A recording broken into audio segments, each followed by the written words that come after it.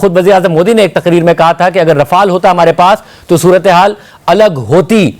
अब उनके पास रफाल है और वो बड़े दावेदार हैं। काउंटडाउन बिगन हो चुका है, काउंटडाउन स्टार्ट हो चुका है कि भारत ने कब, कहां पर, कैसे हमला करना है। कराई गई। उत्तर प्रदेश के शाहजहांपुर में बनी हवाई पट्टी पर वायुसेना के लड़ाकू विमान उतरे, जिसमें राफेल, जगुआर, सुखोई, मिराज शामिल थे। कि अगर कोई पाकिस्तान की तरफ मैली आंख से देखेगा तो वो आंख ही निकाल दी जाएगी। कॉन्फिडेंस की मैं दाद दूंगी। कॉन्फिडेंस एक छोटा वर्ड है, कॉन्फिडेंस का स्क्वायर लेके उसका क्यूब ले लें, ये पीक का कॉन्फिडेंस है आपका। तू चुप रहे बाबा, तू चुप रहे।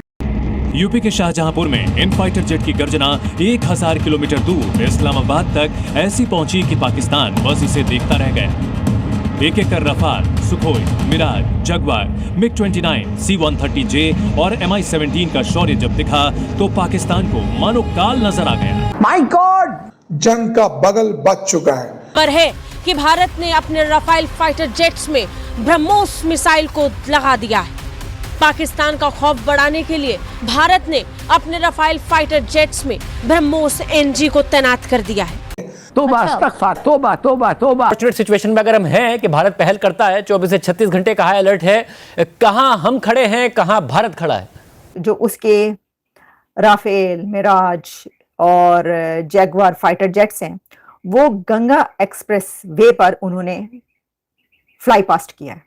वो भी बहुत सख्त हैं। वो कह रहे हैं कि हमने ऑपरेशन बदला शुरू कर दिया है और हमने बदला तो यकीनन लेना है।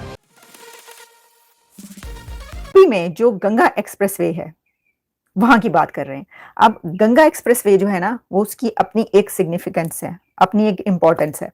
वहां पर जब कोई उनका जहाज इस तरीके से तैयारियां शुरू हो जाएं तो फिर आप समझें कि कुछ होने वाला है। कुछ होने वाला तो पहले से, यानी कुछ होने लगा बस। वहां पर जो मैंने आपको बताया कि उनके जो राफेल, मिराज, जगुआर जेट्स जो भी हैं, उन्होंने fly past on Ganga expressway और वो चढ़ रहे हैं उसके ऊपर और फिर उतर रहे हैं और उन्होंने उड़ानें भरी हैं, वहां से अपनी ताकत उन्होंने शो की है। तो ये कहा जा रहा है कि ये एक बहुत ही स्ट्रॉन्ग मैसेज है पाकिस्तान के लिए कि बस तैयार हो जाओ, वो टाइम आ गया।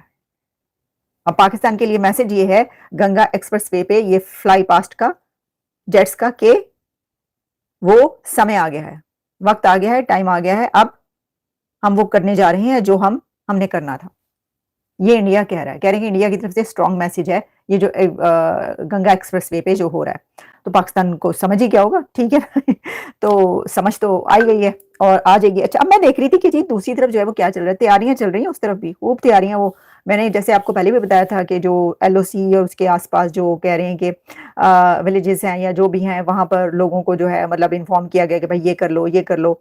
अच्छा, इसमें जो अपनी तैयारियां, आर्टिलरी गन्स जो हैं वो डिप्लॉय कर दी हैं पाकिस्तान ने। और उसके अलावा भी ये देखा गया, एक तस्वीर बड़ी चल रही है और उस तस्वीर में देखा जा सकता है कि टैंक्स हैं बहुत ज़्यादा और एक बड़ी सी ऊंची सी जगह बनी हुई है। उसके ऊपर 2-3 फौजी हैं, जिसमें से 2 फौजियों के साथ दरमियान में ये दिखाया जा रहा है कि ये जनरल आसिम मुनीर हैं और वो जो है वो फौजियों से बात करें और टैंक्स हैं। तो कह रहे हैं कि जी ये जो है ना, ये एक तरह का मैसेज ये देने की कोशिश की गई है, मैसेज है कि वहाँ पर भी तैयारियाँ पूरी हैं और वो जो है ना वो भी वहाँ पर भी नारे लग रहे हैं। लेकिन कोई ये कह रहा था कि जी ये तस्वीर पुरानी है, कोई कह रहा था नहीं है, जो भी है ठीक है, ऑल राइट। तो दोनों तरफ से तैयारियां खूब जारी हैं। लेकिन मैं ये देख रही थी कि जो पॉलिटिशियंस है ना, उनकी अभी तक ठीक नहीं हुई हालात, कोई हद ठीक नहीं हुआ। मौलाना फजलुर रहमान क्या कह रहे हैं, मैंने खुद अपने इन गुनहगार कानों से उनको ये कहते हुए सुना है कि मैंने कह दिया है कि आपके पीछे तो सियासी कुव्वत ही नहीं है। आपके पीछे जब सियासी कुव्वत ही नहीं तो आप जंग कैसे लड़ेंगे इंडिया से? इंडिया से जंग लड़ने के लिए आवाम की कुव्वत चाहिए, पब्लिक की हिमायत चाहिए और सियासी कुव्वत चाहिए। तो पॉलिटिकल पार्टियां तो आपके साथ क्या कर रही हैं वो तो देख लें। ये बातें मौलाना फजलुर रहमान ने धड़ल्ले से सरेआम कही हैं और रिपीट कर करके कही हैं कि जी फौज को ये चाहिए कि पहले ये जो पॉलिटिकल पार्टी हैं, ये सियासी पार्टी हैं, इनके साथ इनकी हिमायत हासिल कर ले। सियासी कुव्वत नहीं है आपके साथ और जंग जीतने के लिए जो सियासी कुव्वत भी चाहिए होती है और आवाम की कुव्वत भी, हिमायत भी चाहिए होती है। ये मौलाना फजलुर रहमान ने ये स्पीच में सुन रही थी, एक जगह पर चल रहा था ये। तो ये हालात देख लें। अच्छा, फिर मैंने देखा फिर उसके उलट भी उनका आया, एक और मैसेज भी आया है, जी हम जो हैं दिलो जान से पाक फौज के साथ हैं। अच्छा, अब इसमें यह है एक और बड़ी खबर, फिर आपसे इजाजत लेते हैं। और वो बड़ी खबर यह है कि पाक भारत कशीदगी कम करने के लिए इजलास बुलाया जा सकता है। कहां पर? यूनाइटेड नेशंस की सलामती कौंसिल में। अब ये कहां पर आ रही है बात?